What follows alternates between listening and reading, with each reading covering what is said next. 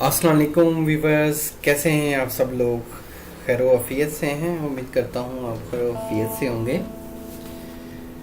मैं हूँ आपका हर्बलिस्ट हकीम मोहम्मद फ़याज़, उम्मुल शिफ़ा हर्बल क्लिनिक लाहौर, आपसे मुखातिब हूँ। दोस्तों, आज मैं एक नई वीडियो के साथ हाज़िर हुआ हूँ। तो जनाब आते हैं नुस्खे की जानिब। ये कमर दर्द के हवाले से एक नुस्खा मैं दे रहा हूँ, ठीक है। ये मेरा ज़ाती रिसर्च शुदा है और मेरा मामूल तिब है।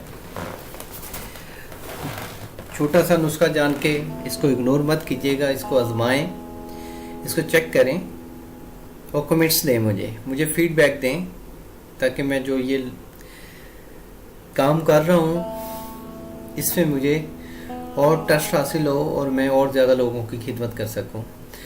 तो मेरी आप लोगों से एक पर्सनल रिक्वेस्ट है, जिन लोगों ने मेरा अभी तक चैनल सब्सक्राइब नहीं किया, काइंडली वो मेरे चैनल को सब्सक्राइब कर लें और बेल आइकॉन को लाजमी प्रेस करें ताकि मेरी हर आने वाली वीडियो आप तक पहुंचती रहे। तो जनाब आते हैं नुस्खे की जानिब।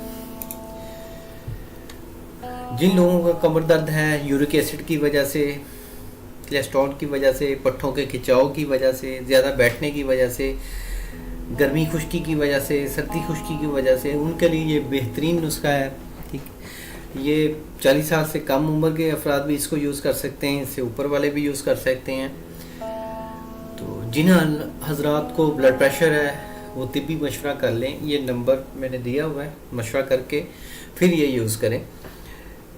बाकी जो कोलेस्ट्रॉल वाले हैं, यूरिक एसिड वाले हैं, या सर्दी खुश्की वाले हैं, खुश्की सर्दी वाले हैं, वो लोग बेफिक्र होकर इसको इस्तेमाल कर सकते हैं। तो जनाब ये असगंध नगूरी है 50 ग्राम, मूसली सफ़ेद 50 ग्राम, आकरकरा 20 ग्राम, लौंग 30 ग्राम।